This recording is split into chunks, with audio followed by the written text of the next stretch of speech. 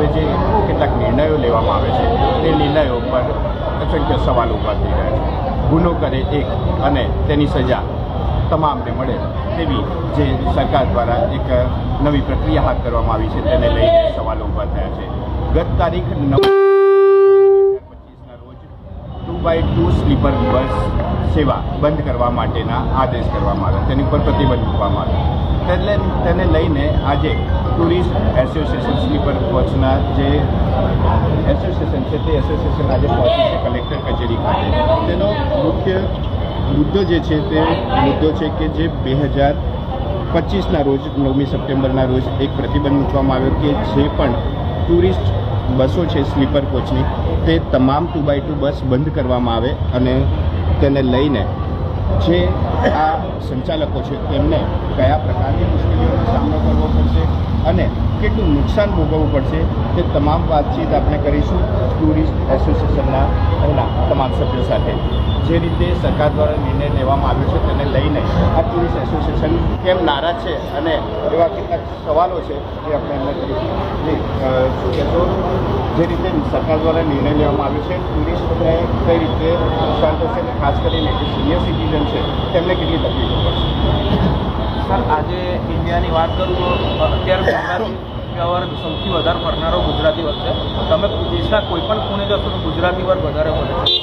અમારું કહેવું એટલું છે કે જે સિનિયર સિટીઝન લોકો છે એ સિટિંગ બસમાંથી જઈ નથી શકતા, કારણ કે કન્જસ્ટેડ સિટિંગ બસ એટલે અતિ કન્જસ્ટેડ આવે છે અને આમાં સ્લીપર કોચ બસમાં એમને આરામદાયી સગવડ અમે પૂરી પાડીએ છીએ જે અમારી એસી બસ અને એકદમ નજીવા ભાડામાં અમે 24-25 દિવસની ટૂર માત્ર 25-30 હજાર રૂપિયામાં કરાવતા હોય છે. પર ડે 1000 રૂપિયાની આસપાસનો એક્સપેન્સ થયો, જેમાં ઘણા મધ્યમ વર્ગ તથા ગરીબ વર્ગના લોકો પણ અમારી ટૂરમાં આવતા હોય છે.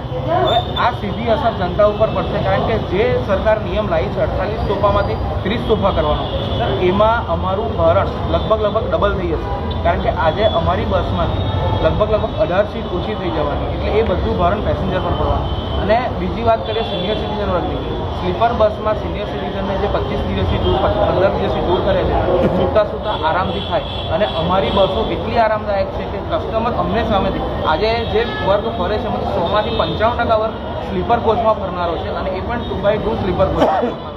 એટલે સર અમારી માંગ એવી છે કે આ બસોને જે રદ કરવાની માંગણી સરકાર કરી રહી છે એના પર સરકાર વિચારે અને એને એ વિચારને સરકાર રદ કરે, કારણ કે એનાથી ડાયરેક્ટ અસર જનજીવનને તો થવાનો જ છે, પ્લસ અમારા સ્ટાફને પણ ઘણો મોટો અસર થવાનો.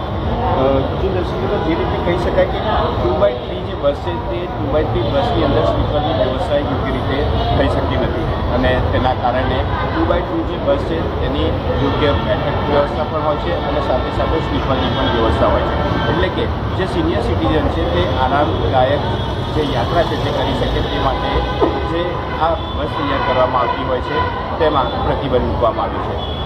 એક ઘટના બની હતી જેની અંદર બસમાં આગ લાગી અને એ બાદ આ તમામ જે નિર્ણય છે તે લેવામાં આવ્યા. હવે આ જે ઘટના છે તેને કહી શકાય કે કોઈ એક વ્યક્તિ કરે અને એની સજા આખા પરિવારને મળે તેવી આ વાત છે, પરંતુ જે રીતે અત્યારે આ તમામ એસોસિએશન અહીં પહોંચ્યા છે, હવે સવાલ એ છે કે જો 2x2 બસ કરવામાં આવે છે અને એમાં ઘટાડો કરવામાં આવે છે તો એસોસિએશન એટલે કે જે સંચાલક છે તેમને કેટલું નુકસાન થશે અને સાથે સાથે મુસાફરોનું કેટલું ભાડું પડશે? સર અમને લગભગ એક બસ 48 સોફામાંથી 30 સોફા કરવામાં 10 થી 11 લાખનો ખર્ચો આવશે, પ્લસ મુસાફરને જે ભાડામાં તકલીફ પડશે એમાં લગભગ અમે જે ટૂર 25,000માં ઉપાડીએ છીએ એ સીધી 45-48 હજાર એટલે લગભગ ઓલમોસ્ટ ડબલ થઈ જવાના પૈસા, એટલે ઘણો બધો ભારણ પેસેન્જર પર આવવાનું છે. અને બીજું એક વસ્તુ કહું તો સર અને જે પણ બોડી બિલ્ડર છે એની પાસે અત્યારે AIS સર્ટિફિકેશન તો છે જ નહીં અને એ માન્યતા લેવા માટે ઓછામાં ઓછો 9 મહિનાનો ટાઈમ લાગે છે, કારણ કે બસ બોડી બિલ્ડરની એક આખી બોડી તૈયાર કરીને AIS સંસ્થામાં આપવાની, એ લોકો એના પર જાંચ કરે અને પછી આખું સર્ટિફિકેશન આપે, એટલે 9 મહિના તો અમારો ધંધો તો બંધ થઈ જવાનો.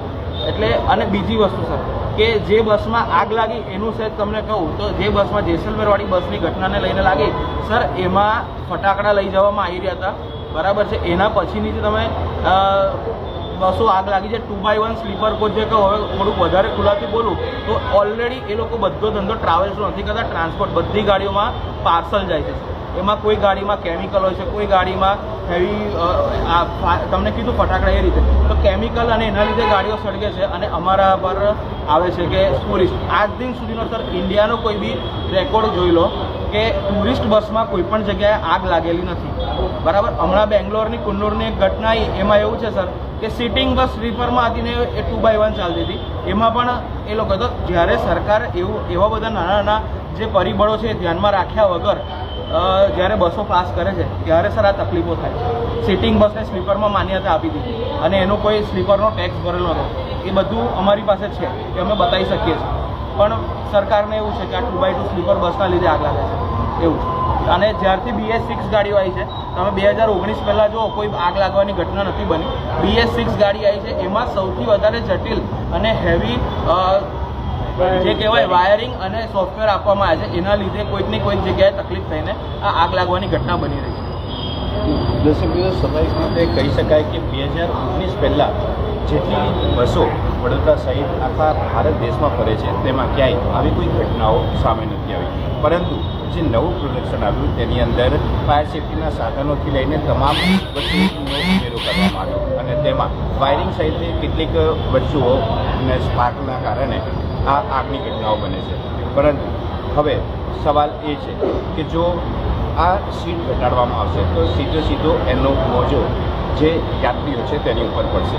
એક તરફ જે ટુરિસ્ટ જાય છે અને ત્યાં મોંઘવારીના કારણે કેટલાક પૂરી છોડી દેતા હોય છે, તો કેટલાક યાત્રા પૂરી નથી કરી શકતા અને ક્યાંક ને ક્યાંક જે યાત્રીઓ છે તેમને મોંઘવારીનો સામનો પણ કરવો પડતો હોય છે. હવે આજે કલેક્ટર કચેરી ખાતે જ્યારે પહોંચ્યા છે sleeper association, tourist bus sleeper association દ્વારા તમામ જે આયોજકો છે, સંચાલકો છે, શું જવાબ આપ્યો? કલેક્ટરશ્રીએ અમને જે આવેદનપત્ર આપ્યું છે, કલેક્ટરશ્રીએ અમને આશ્વાસન આપ્યું છે કે અમે આ આગળ ઉપર સુધીને પહોંચાડીશું અને આનું કંઈ જે બી નિવારણ આવે એ આપણે જણાવીશું. જે રીતે અત્યારે હાલ તમામ બસો જે છે વડોદરા શહેરમાં ટોટલ કેટલી હશે ને આખા ભારત દેશમાં ટોટલ કેટલી બસ હશે ને એનાથી સંચાલકોને કેટલું નુકસાન ભોગવવું પડે છે? એકચ્યુઅલી આપણા વડોદરા શહેરમાં 150 જેવી સ્લીપર બસ છે, 130થી 150, અને આખા ગુજરાતની અંદર જોવા જઈએ તો ગુજરાતમાં 8-8.5 જેવી બસો, અને ઓલ ઇન્ડિયા જોવા જઈએ તો એનો અંદાજો તો અમે હજુ કાઢ્યો નથી. પણ આ સર્વ બસોમાં એવું છે કે આ સરકારશ્રી આજે કહે છે કે તમે 2x2 કરી લો, તો હવે એને કન્વર્ટ કરવાનો ખર્ચો જ અમારે 9-10 લાખ રૂપિયા કહે છે. હવે એ 9 મહિના પછી જે પેલા AISની સર્ટિફિકેટ લાવે ત્યાર પછી અમારી બસ બનાવવા મૂકીએ, એટલે ઓછામાં ઓછું અમારે 1.5 થી 2 વર્ષ તો અમારી બસ ઘેર પડી રહે. અને જે એનું EMI ચાલુ છે, ડ્રાઈવરો છે, ડ્રાઈવર પગાર ચાલુ, કંડક્ટર પગાર ચાલુ છે, અમારો ખર્ચો છે, આ રીતના કઈ રીતના કરીશું સાહેબ એ જ અમને ખબર નથી પડતી. હવે RTOમાંથી આદેશ આવે કે 7 દાડામાં બસ બનાવીને બનાવીને 7 દાડામાં તો સાહેબ બસનું એક શટરનું ઢાંકણું જ નીકળે સાહેબ, બીજું કશું ના નીકળે. અને આખી ગાડી રિનોવેટ કરીને કઈ રીતના બતાવવા જવાના? સરકાર પાસે જે માંગ છે કે અત્યાર સુધીને જે આપ કાયદો લાયા છે, જે કાયદો લાયા છે જે 1/9/2025નો, ત્યાં સુધીની જે બસો છે અને હાલ જે પાસ થઈ ગઈ છે એ બસો એડ એન્યુઅલ રવા દો. એની અંદર ફાયર સેફ્ટી જે આપ નોર્મ્સ કહો છો એ બધા અમે સુધારા વધારા કરી દઈએ અને અમારી ગાડી ચાલવા દો. કેમ કે આજે અમે લોકોને ઓછામાં ઓછા 60-70 લાખ રૂપિયાનો EMI માટે લોનો ચાલુ છે સાહેબ. હવે એ રૂપિયા અમે કંઈથી લાવવાના? આજે અમે તો ધંધો અને અમે તૂટી પડવાના સાહેબ. તો દર્શક મિત્રો કહી શકાય કે હાલ અત્યારે જે ઓનલાઈનનો જે જમાનો આવી ગયો તેને લઈને પહેલાં જે ટુરિસ્ટ પર તમામ જે યાત્રીઓ યાત્રા કરતા હતા તે હવે રેલવે કાં તો પછી પ્રાઇવેટ પોતાના વાહનો દ્વારા આ યાત્રાઓ કરે છે. પરંતુ હવે જે ટુરિસ્ટ જે છે તેઓ નજીવા દરે એટલે કે કહી શકાય કે ના નફોના નુકસાન, પરંતુ થોડો ઘણો જે નફો થતો હોય અને યાત્રીઓ યાત્રા કરી શકે તે માટેની તમામ જે વ્યવસ્થા છે તે આ એસોસિએશન દ્વારા, સંચાલકો દ્વારા કરવામાં આવતી હોય છે.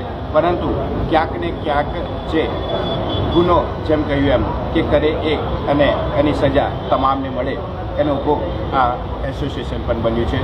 બરોડાના આ તમામ એસોસિએશન ધારકો આજે પહોંચ્યા છે કલેક્ટર કચેરી ખાતે અને એક રજૂઆત કરી છે. જોવું એ રહ્યું કે આ તમામ બસોને રિનોવેટ કરીને ફરીથી પાછી નવી બનાવવામાં આવે છે કે કંઈક સુધારા વધારા કરીને તેમાં ઉમેરો કરવામાં આવે છે કે પછી ફાયર સેફ્ટીના સાધનોની વ્યવસ્થા થાય તે માટેની કોઈક વ્યવસ્થા કરવામાં આવે છે. જો સરકાર આમાંથી કોઈ વચગાળાનો કોઈક રસ્તો કાઢે તો કહી શકાય કે જે યાત્રીઓ છે તે યાત્રીઓ પર પણ બોજો ના આવે અને ઓછા રૂપિયે સિદ્ધપુરની યાત્રા કરી શકે તે માટેની આ તમામ જે વ્યવસ્થા છે તે સરકારે બતાવી છે. મોંઘવારીના સમયે યાત્રા કરવી પણ ઘણી મુશ્કેલ હોય છે. પાઈ એકઠા કરીને જ્યારે યાત્રીઓ યાત્રા કરવા માટે જતા હોય છે ત્યારે મોંઘવારીનો પણ તેમને ઘણો સામનો કરવો પડતો હોય છે. તો હવે જોવું એ રહ્યું કે આ જે એસોસિએશનની માંગ છે તે પૂરી થાય છે કે કેમ. પરંતુ સાથે સાથે જે જોધપુર અને કુન્નૂરમાં જે આગની ઘટના બની હતી તેને લઈને કેટલાક જે ખુલાસા આવ્યા હતા કે ફટાકડા અંદર લઈ જવામાં આવતા હતા અને તેમાં આગ લાગી અને તેના કારણે બસ ભડકી ઉઠી હતી. પરંતુ જે રીતે કહ્યું કે ટ્રાન્સપોર્ટ જે રોજ ડેલીની બસો અહીંથી રવાના થતી હોય છે તેમાં લગેજ જતો હોય છે, કેમિકલ જતું હોય છે, તો તેની તપાસ કેમ પોલીસ દ્વારા કરવામાં નથી આવતી? એવા અનેક સવાલો જે છે એ ઉઠી રહ્યા છે.